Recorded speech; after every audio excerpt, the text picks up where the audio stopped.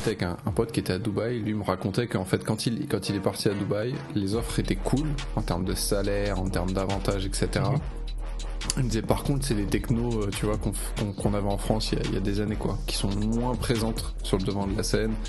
Et quand je suis monté aux States, quand j'ai vu comment PHP était reçu, en tout cas c'était à l'époque, c'est vraiment 2015, c'était considéré comme un langage d'enfant, tu vois. Là-bas, les gens, ils étaient en Rails, enfin en Ruby ou en Python. J'embauche beaucoup de JavaScript parce que je sais que c'est un skill qui, on va dire, pas trop cher, tu vois, dans le sens où soit tu peux le former des gens facilement, soit tu peux trouver des experts qui sont très très bons sur le marché, qui vont être à des coûts intéressants.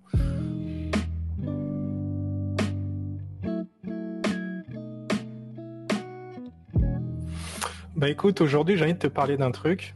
Tu vois, je sais pas si ça te le fait, mais depuis que j'ai annoncé que je bossais à l'international et que surtout que j'ai un poste dans le management, j'ai beaucoup de gens, surtout des francophones, qui me demandent comment faire pour bosser à l'international ou c'est quoi le langage de programmation qu'il faut, c'est quoi l'expertise, tout ça. Et je me disais ça serait un bon truc sur lequel on pourrait discuter, tu vois. Donc c'est quoi ton expérience toi par rapport à ça? Bah, en fait, avant d'en dire plus, je pense qu'il va être intéressant, c'est d'échanger autour de ce sujet, puisque toi, bah, justement, ça fait quelques années que t'es parti en Thaïlande, que t'as décidé de travailler pour une boîte du coup à l'étranger et depuis l'étranger, et que moi, finalement, bah, j'ai un parcours un peu différent parce que je me suis mis dans l'informatique un peu tard et j'avais des implications familiales qui faisaient que bouger c'était pas si facile, mais j'ai quand même pris le pas de travailler pour une boîte aux US. Et donc en fait, ce que je pense qui serait intéressant, c'est qu'on prenne un peu de temps pour traiter du coup le sujet du langage de programmation parfait quand on veut faire une carrière internationale, à la lumière de nos expériences, et puis qu'on essaie de se retrouver de temps à autre, peut-être toutes les semaines ou toutes les 2 semaines, je sais pas encore, pour essayer de traiter le sujet assez simplement. Alors si moi tu me parles langage de programmation carrière internationale, le premier truc auquel je pense, c'est que par exemple, tu vois, en France on fait beaucoup de Node.js et en fait quand je discutais avec un pote qui était à Dubaï, lui me racontait qu'en fait quand il est parti à Dubaï, les offres étaient cool en termes de salaire, en termes d'avantages, etc. Et il était un peu dans un stade de sa carrière où il regardait plus trop les langages, etc. Il était assez senior, tu vois. Il me disait par contre c'est des technos, tu vois, qu'on avait en France il y a des années, quoi, qui sont moins présentes sur le devant de la scène. Il m'a parlé de PHP, de Java, de C#. Alors que en France, bah, il y avait aussi du PHP, c'est vrai quand même en France, mais il y avait une grosse montée en puissance de Node, il y avait du Rails, commençait à y avoir du Go, et finalement, je me dis, est-ce que regarder les technos avant de choisir le pays dans lequel tu vas partir, est-ce que c'est si bête que ça? Parce qu'on te dit toujours quand tu te formes, non mais les technos c'est pas le plus important, l'important c'est soit le métier dans lequel t'es, le domaine, au sens domaine bien sûr. tu vois. Et est-ce que finalement, tu vois, ça va pas être un handicap dans ta capacité à migrer vers un pays ou un autre? Tu pourrais kiffer un pays et en fait tu vas faire du Java toute la journée, tu vois. Soit tu l'as pas dans ton background, soit il y a des... Est-ce que finalement c'est pas un prérequis déjà?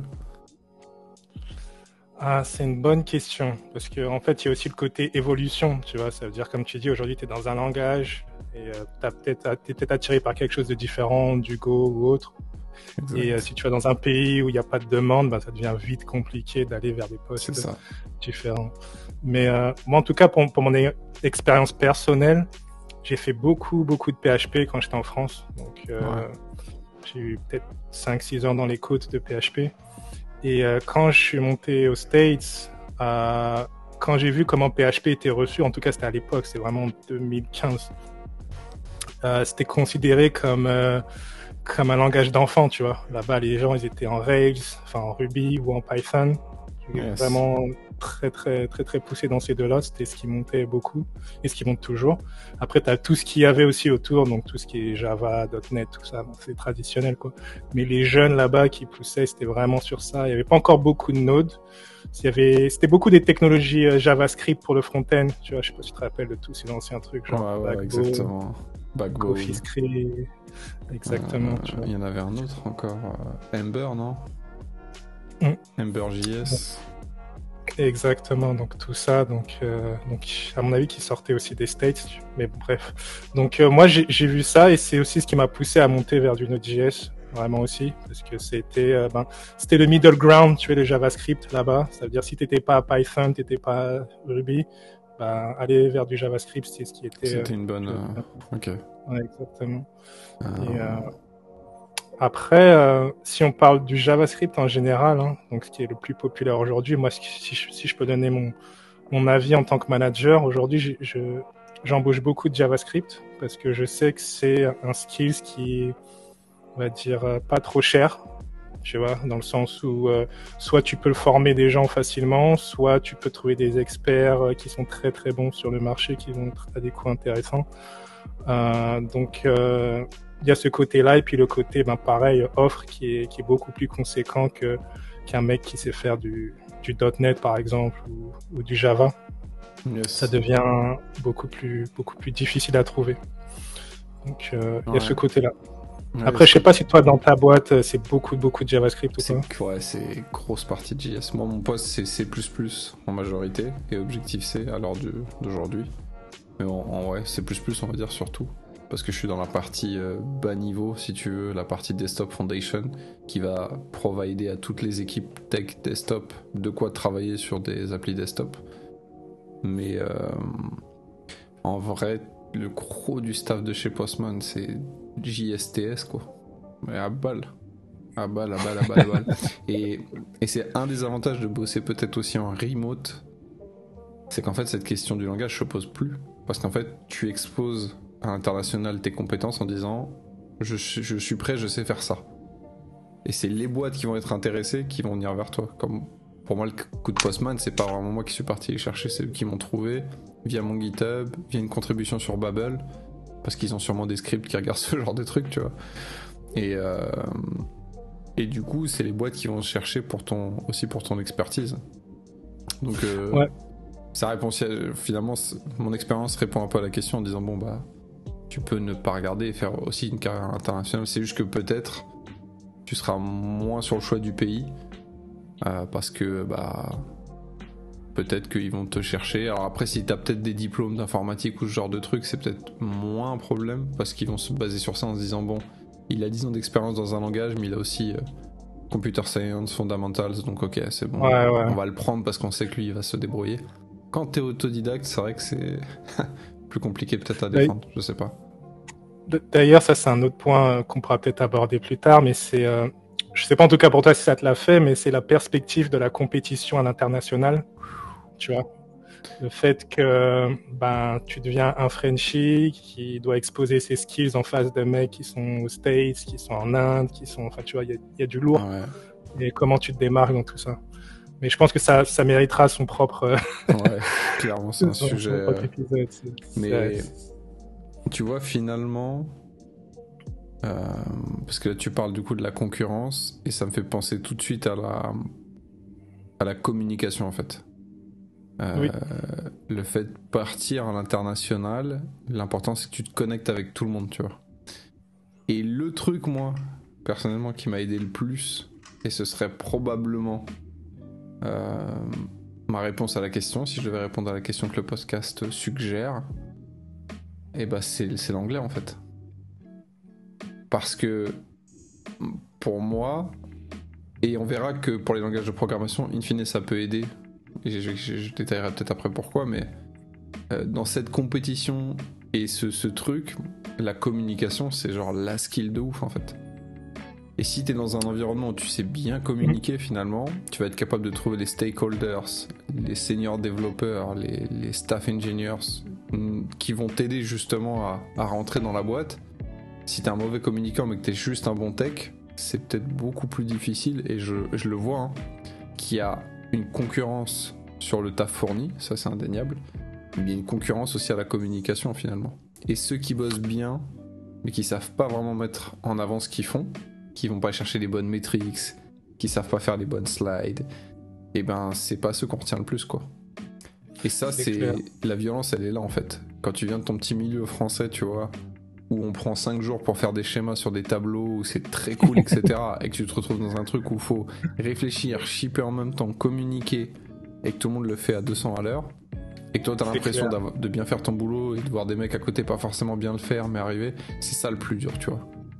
Et celui qui est libre avec l'anglais, il navigue beaucoup plus facilement que celui qu'un tueur en JS par exemple, mais qui a du mal à s'exprimer. D'ailleurs c'est plus compliqué, je vais dire, d'accéder aux entretiens, même sans l'anglais, tu vois. Ouais, c'est clair. De toute façon, le premier skills, ça va être la compréhension. Ça veut dire, si tu te retrouves dans une équipe, tu as 5-6 devs qui parlent d'un sujet ultra technique en anglais. Si tu comprends pas toutes les subtilités ou tout ce qui se passe, ça devient vite compliqué d'être un contributeur et, comme on dit, de s'asseoir dans la table des gars qui pèsent, quoi. Donc, exactement. Donc ouais, non, je suis d'accord. Je pense que l'anglais, c'est un point fondamental. Je pense. Mais on voit quand même de plus en plus de personnes qui sont à l'aise en anglais, donc ça c'est sûr, c'est moins. Alors qu'à l'époque, là on s'adresse à des Français, donc si on s'adresse à des Français, ils savent le retard qu'on a avec la langue anglaise en général. Donc c'est sûr que ceux qui déjà sont encore dans ce mindset-là, ça se voit de moins en moins. On voit de plus en plus de jeunes. La dernière fois, il y avait un jeune qui est venu me parler là sur le Slack de Node.js là, et je vois que c'est un jeune français, etc. Et je sais même pas s'il a 20 ans. Il est déjà collaborateur Node.js, etc. Tu vois. Et je me dis, tu vois, ça, c'est sûr que c'est des choses que je pense qui vont se voir de plus en plus. Les mecs qui arrivent à 17 ans, ils sont à fond, ils ont des crocs. Et ils ont compris que pour exister, comme ils sont pas encore dans le monde de l'entreprise, ils ont pas fini leurs études, c'est le web. Et sur le web, la concurrence, elle est ouf en fait. T'as pas de. Non, c'est clair. Et je me dis, même celui qui prend cette concurrence avant ses diplômes, avant sa carrière pro, lui, il a réussi d'avance parce que ça va être de la rigolade le reste pour lui. Mais pour ceux en tout cas. Justement, comme je disais, s'il sait communiquer en anglais, là, c'est clair que le mec, il a une valeur ultra importante sur le marché, quoi. C'est pas des blagues. Et aussi, ce que ça me fait penser, c'est que tu vois, tu veux être en avance. Tu veux être le gars qui, quand quelque chose sort, peut le comprendre peut le comprendre quand ça sort, et être capable de voir s'il y a une valeur à extraire pour ton job du moment. Tu peux prendre l'exemple de Rust. Rust, quand c'est arrivé, tu vois, les mecs qui s'y sont mis tout de suite, c'est forcément des mecs qui comprenaient bien l'anglais. Tu vois. Oui, c'est clair. Et dès qu'il y a un truc qui sort, là on a des nouveaux runtime côté Node, on a Bun par exemple qui sort. Si t'attends qu'il y ait de la communauté française qui s'empare, qui propose de faire une traduction, que ce soit accepté par la communauté, mais t'as perdu 6 mois, tu vois. C'est clair. Et il y a des langages où la doc n'existe pas en français, tu vois. Là je bosse beaucoup sur CMake et C++. Donc CMake c'est un tooling que t'as un peu autour. La doc en français sur CMake est inexistante, quoi. Ça n'existe pas. Tu peux même plus, tu vois, faire semblant en fait. Ça n'existe pas. Donc je pense qu'il y a la partie du scope que tu te caches quand tu te limites au français qui est problématique, quoi, parce que tu te prives du reste de la terre en fait. Quand même la concurrence fait peur en fait, c'est des connaissances humaines de ouf. Et après il y a toute la partie vraiment connaissance pure, code ou connaissance de pattern machin, où t'accèdes du coup à une littérature qui est bien plus fleurie que ce qu'on peut avoir en français. D'ailleurs t'as des bons ouvrages en français qui sont juste des traductions de best-sellers de code américain, quoi. Ou anglais. Mais c'est intéressant parce que, en tout cas, moi, quand je regarde ma learning curve personnelle, donc forcément, vu qu'on est dans l'informatique, on a accès à beaucoup d'articles, beaucoup de choses en anglais, quoi. Enfin, je sais même pas, par exemple, si Stack Overflow c'est en français, je pense même pas, tu vois. Je sais pas. Franchement, j'ai jamais regardé.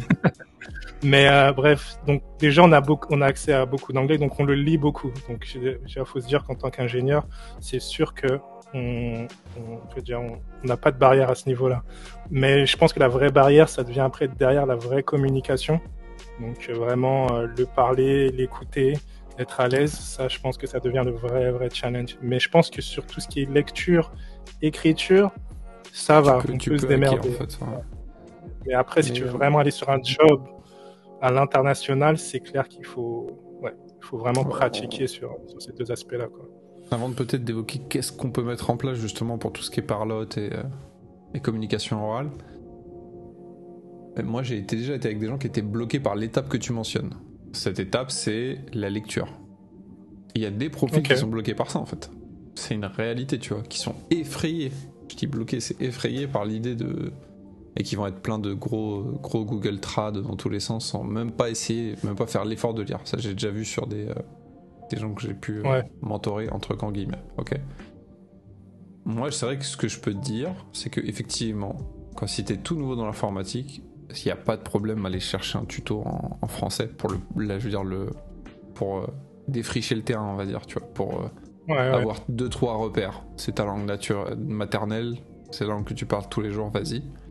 Par contre, après, c'est vrai que si tu arrives à faire cet exercice à chaque fois de lire après un article en anglais pour faire les bons ponts dans ta tête et te dire tiens, je fais un bridge entre ça et ça, les mots, les choses qui reviennent, tu vas être ensuite capable de les assimiler avec ce que tu viens de lire en français. Du coup, tu vas avoir une espèce de base et construire par-dessus ça. Corriger parce que tu auras peut-être des erreurs d'appréciation, c'est forcé. S'autoriser aussi à laisser passer des trucs que tu comprends pas. Mais genre les laisser passer, c'est un peu dur au début à faire parce que tu vas louper des trucs, tu vas dire ah oui, le mec il va dire mais c'était écrit là et c'est le truc que t'avais laissé passer. Tu passes pour une buse, mais vaut mieux passer un peu pour une buse que se priver de l'anglais, je pense. C'est clair. Et petit à petit, tu vois, tu vas. Et moi, j'avoue que chercher du contenu en français, ça me vient même plus à l'idée, quoi. Même là, avec l'essor, tu vois, des chats GPT, j'ai pas une fois me poser des questions en français, quoi. Ça me vient même pas à l'idée, quoi. Ça me vient même pas à l'esprit, quoi. C'est intéressant. Alors, j'ai une question pour toi qui est très très simple. T'as un clavier AZERTY ou QWERTY?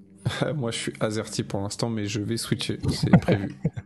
C'est prévu parce que je dois switcher. Alors, j'ai fait plein de switch. Toi, tu m'en as fait faire un qui était celui de Vim, enfin NeoVim pour le coup. Donc j'ai fait ce switch là. Ça m'a apporté beaucoup, ça sûr, on pourrait faire une vidéo je pense sur ça, sur ce sujet là. Mais c'est pas trop lié à un carré international, mais c'est un sujet qui nous passionne. Et donc le saut de l'AZERTY depuis AZERTY à QWERTY, je pense que je vais le faire parce que notamment t'as toutes les touches avec les brackets sur ta main gauche là qui sont très faciles à atteindre. Et je le vois que des fois j'ai des bindings par défaut qui sont faits pensant que tu peux faire du droite-gauche avec les... Exactement. Et en fait ça marche pas du tout sur un clavier français, c'est une horreur à faire. Pas AZERTY. Exactement. Donc je pense que comme je dois changer de clavier, je veux un clavier séparé. En même temps que je vais faire ce saut qui va déjà être très chiant parce que c'est pas du tout la même... Autant que je sois totalement perdu et que je passe sur un QWERTY. Comme ça quand je fais je me rééduque au niveau de mes muscles, je la fais une bonne fois pour toutes. Et après je pense que mes prochains laptops je les achèterai en QWERTY. Mais là les deux devant moi ils sont AZERTY. Non, ça je pense que c'est l'un des premiers conseils, c'est les gars passer sur du QWERTY, quoi. C'est le jour et la nuit en termes de gymnastique pour les doigts, quoi. Tu vois. Ah bah tu vois, je suis content que t'en parles au final parce que je suis encore du mauvais côté. Ouais. Mais juste pour faire une comparaison, tu vois, combien de fois tu vas utiliser le et accent aigu versus combien de fois tu vas utiliser la parenthèse, tu vois. Donc t'auras pas de et accent aigu sur ton QWERTY, mais t'auras une parenthèse ultra accessible. Donc fais ton choix. Non mais c'est ça, mec. C'est ça. C'est exactement ça. Et du coup, je pensais à faire ce saut-là, tu vois. C'est juste parce que ces claviers-là, ils coûtent une blinde. Donc tu vois, j'attends de trouver le bon modèle de pas me faire douiller. Mais quand je vais passer dessus, je vais le commander direct en QWERTY et puis advienne que pourra. On verra.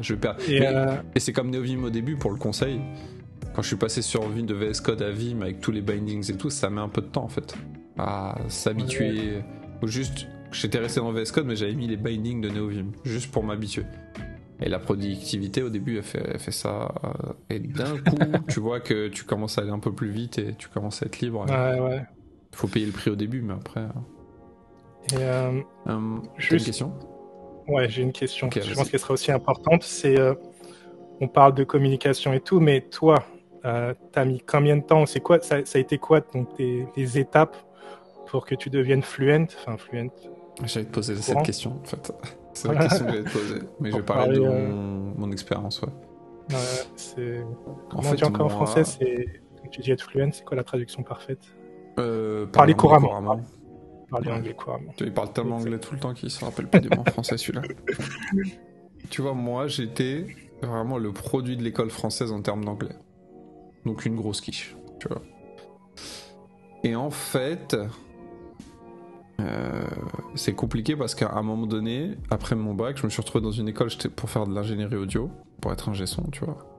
Et là, j'étais mélangé avec des mecs qui viennent de partout, de différents milieux sociaux que le mien, tu vois. Donc moi, j'étais made in 93 et je me retrouvais avec des gens qui viennent de partout. Et l'anglais, c'était pas un problème. Plein de références musicales que moi. Et ça m'avait vachement choqué à l'époque. Je m'étais dit, en fait, là, je suis déjà en train d'apprendre mon boulot et tout, mais techniquement, je manque de plein de choses, tu vois. Et c'est ce qui m'a poussé à retourner à la fac. Hein. C'est de voir des mecs vraiment plus intelligents que moi. C'est juste ça. Le coup que ça m'a mis, tu vois, à l'ego. Et j'ai pris n'importe quelle formation qui venait. Je voulais faire de l'économie, mais tu vois, je voulais pas le faire dans le 9-3 parce que pareil, je voulais vraiment, tu vois, changer, voir d'autres gens, voir autre chose. Donc, je suis tombé dans une fac qui s'appelle Administration Échanges Internationaux. Avant, ça s'appelait AES. Je sais plus ce que ça voulait dire AES, mais voilà. Et là, je me suis mis à fond dans l'anglais. J'étais très assidu pour essayer de comprendre, etc. Participer à l'oral et déjà l'envie, tu vois. Et ça a mis beaucoup de temps, tu vois. Ça a mis du temps. Déjà, j'ai appris à oser, tu vois, pendant ces premières années-là. Après, j'avais un prof qui était ouf, qui nous disait, ouais, l'école, c'est une mafia et tout. Moi, je vais vous apprendre vraiment à parler et tout. Je vous donne des sujets, vous écoutez la radio. Le lendemain, vous me dites ce que vous avez compris et tout. Tu vois, c'était une autre dynamique. Et j'ai appris à apprécier l'anglais vraiment là. Monsieur Schnitzer, je lui fais un gros bisou. Je sais pas si un jour il verra cette vidéo-là. Et grâce à lui, j'ai pris confiance. Et j'ai commencé à ce moment-là à regarder les séries comme tout le monde te dira. Donc d'abord les séries en sous-titré français, parce que pour pareil défricher un max. Et aujourd'hui, sauf quand je suis accompagné de gens qui ont besoin du français, je vais regarder sous-titré anglais. Et c'est là où t'apprends le plus en fait. Donc il y a eu ce truc-là.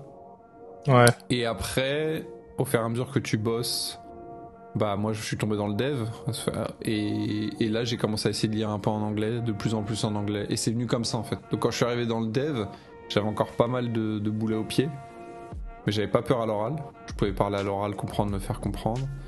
Et donc du coup j'ai fait sauter après le cadenas de la peur de la lecture, tu vois. Et après c'est venu, la confiance est venue en étant capable de regarder des vidéos, machin, en étant un peu sur l'open source.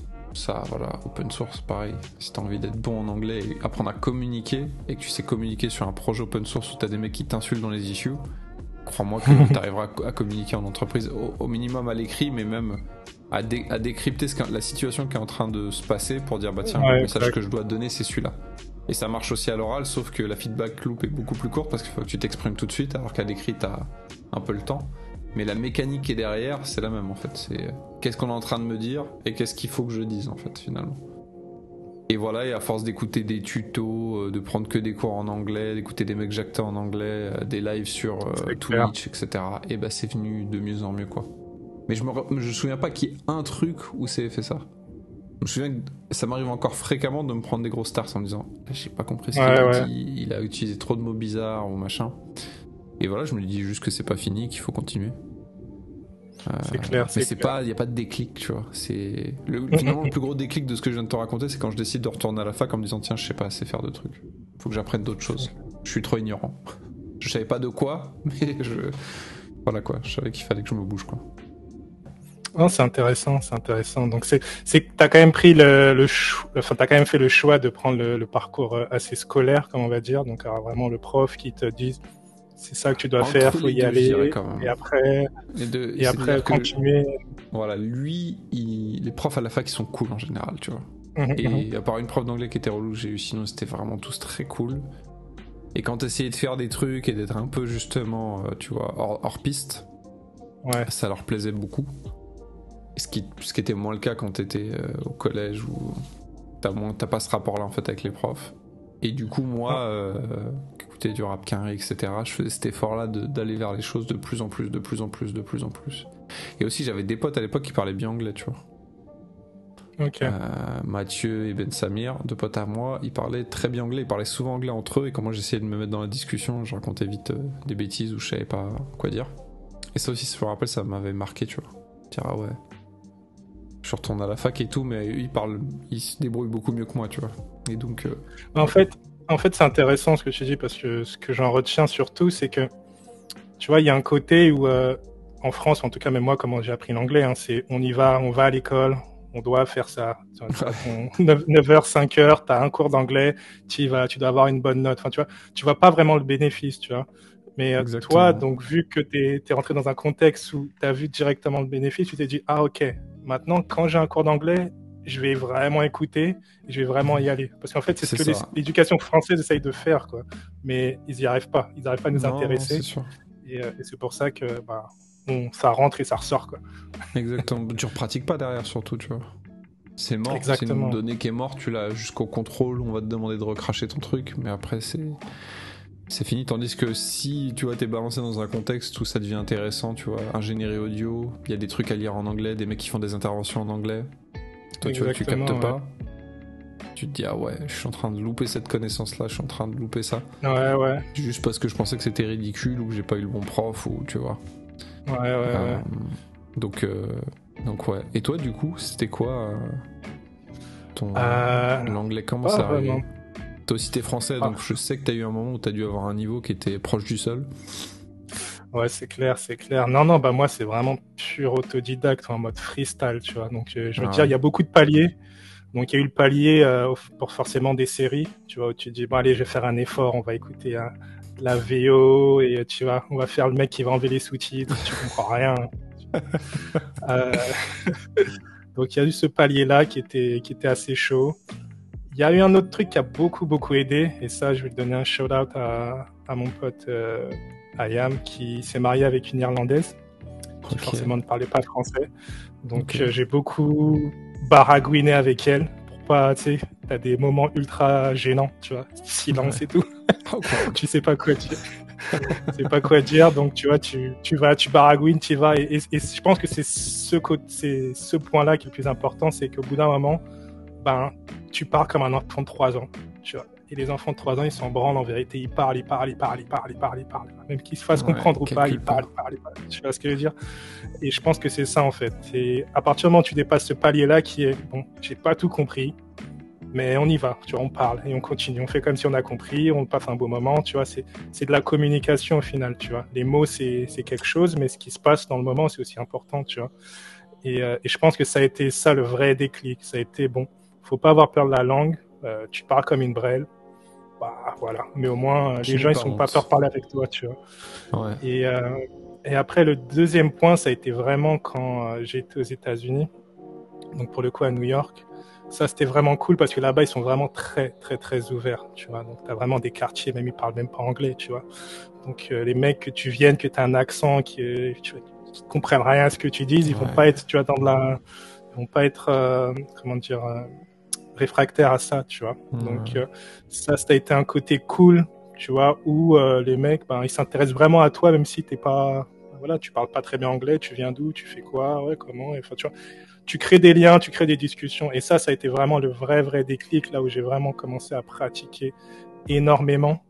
Et comme tu disais, ces moments ultra challengeants où t'as 3 ou 4 mecs, enfin 2 ou 3 potes à toi, et ça parle ultra rapidement, tu comprends, tu vois, une vanne sur 10, tu vois. T'es là, tu comprends, tu rigoles 10 minutes après, tu vois, c'est très très dur. Mais ouais, tu dois passer par là, et une fois que tu passes par là et que tu te sens à l'aise, et que tu comprends vite que la communication, c'est 2 choses, quoi. C'est toi qui parles, et c'est ce que les gens aussi comprennent, tu vois. Donc, les gens vont tendre l'oreille pour essayer de comprendre ce que tu dis. Donc ça va t'aider à y aller de plus en plus. Yes. Mais c'est vrai que dans mon contexte comparé au tien, un peu plus facile parce que j'étais dans de l'immersion, tu vois. J'ai beaucoup été dans de l'immersion, et ça a aidé, quoi, tu vois. Ça fait de la diff. Ouais, exactement. Finalement, la conclusion pour moi de cette discussion, Ah c'est oui. que il n'y a pas de. On va parler de langage. Pas beaucoup de parler de langage de Finalement, on a programmation. commencé en parlant de langage parce que c'était ça, mais finalement, le vrai langage de programmation que tu dois apprendre, c'est l'anglais. Ouais. Je pense que c'est le meilleur. Je pense que ça fait la diff. Pour rebondir sur ce que tu viens de dire, et pour moi, ça fait le saut avec le prochain épisode, le prochain qu'on enregistrera, c'est est-ce qu'il vaut mieux être carrière internationale on-site ou en remote? Puisque toi et moi on a les deux profils. Et ce que tu viens de dire finalement donne déjà un des petits avantages d'être on-site quand t'es parti au State. C'est tu vas être vraiment en immersion, parce que moi je suis avec les gars H24, pas H24 justement, pendant l'heure du taf, pendant nos meetings, et je suis pas toute la journée en meeting. Mais dès que je fais ça, j'ai mon fiston qui me parle en français, qui n'est pas là, tu vois, ma femme qui me parle en français, c'est fini. Tu vois, l'immersion s'arrête là en fait. Donc ça fonctionne, hein, puisque j'ai réussi avec ça. Mais je pense qu'il y a une grosse question autour de les avantages de se déplacer ou pas à l'heure du remote. Et puis voilà, je sais pas ce que t'en dis. Ouais, non, je pense que c'est un bon point parce que j'ai mon point de vue, mais je n'ai aucune idée de comment ça se passe pour toi au quotidien au final. Je pense que ça peut je te raconterai tout ça la semaine prochaine du coup. Ça marche. Merci à vous d'avoir suivi le podcast jusqu'au bout. Si vous avez aimé MV, du coup, faites-le nous savoir dans les commentaires. Dites-nous si l'anglais ou pas, c'est un problème. Si finalement l'anglais c'est pas un problème, mais vous focuseriez plus sur le langage de programmation. C'est une discussion qu'on aimerait bien avoir avec vous. Et puis dites-nous si vous êtes prêts à la semaine prochaine à parler de remote vs on-site. Et à très vite. Ciao. Ciao.